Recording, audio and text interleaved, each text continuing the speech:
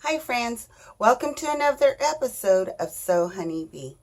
In today's video, I wanted to answer a question that I get quite a bit, and that is, how do I find time to sew? Just like everyone else, I too am a busy person. So what are the things that I personally do to help me find time to sew? There are 5 tips, so let's get started.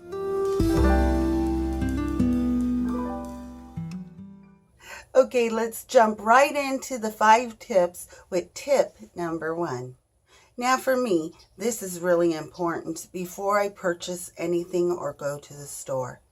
I make a plan with a budget and I stay focused.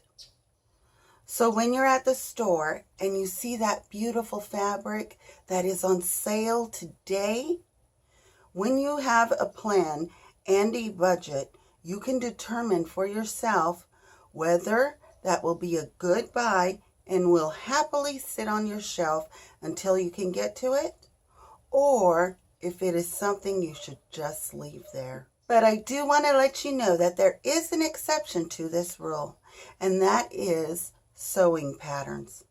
When I go to the fabric store, if there is a sale on sewing patterns, I will always take advantage. So when I have a plan, a budget, I can stay focused and not go off track. Now, step number 2, make the right choices. So I know my style and what I will wear or use, and I only make those items. Now, the things that I make, I expect them to be vintage one day and still be able to wear them. Now, by doing this, I fill in the items in my wardrobe and refresh my wardrobe every season instead of having to start all over again. Now, I really do try and stay away from really trendy items.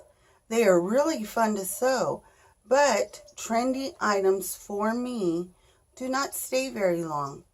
I want to make the items that are classic, that I will use for a number of years, instead of following a trend that will only stay for a tiny bit of time, and then I won't wear them anymore.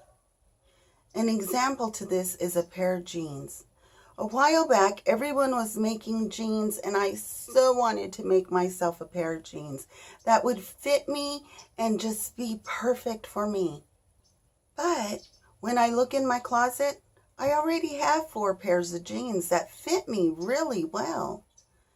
So I put the money that I would buy in the denim and in all the thread and notions and everything into something else that I don't have and that will go with those jeans.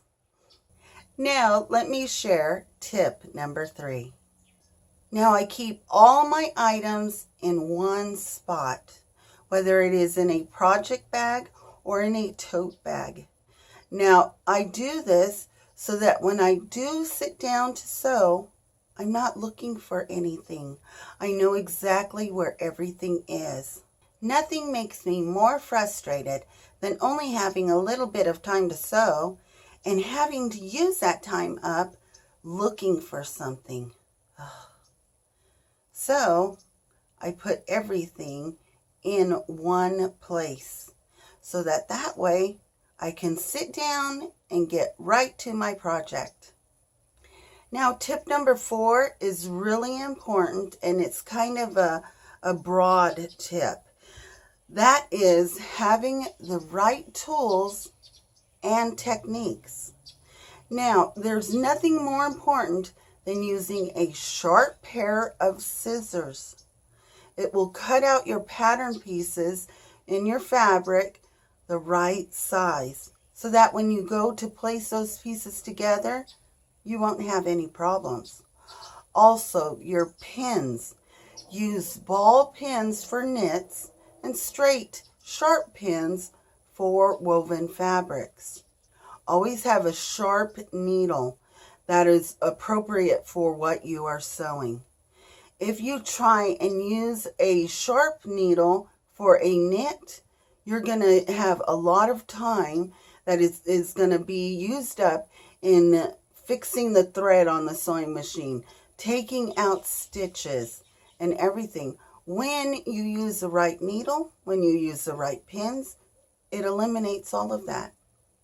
Now, a lot of the most beautiful items that are vintage and are very sought after today are because people many years ago, when they sat down to sew them, they used the right techniques. So those garments lasted all the way till today. Now, when I sew my items, I use those same techniques and that same idea with the view to it being vintage one day. I do not use my time, my energy, and my resources to make something that will only be used for a season or two. I expect to be able to use it for years. Now we are on tip number 5. Now this is setting aside time for yourself.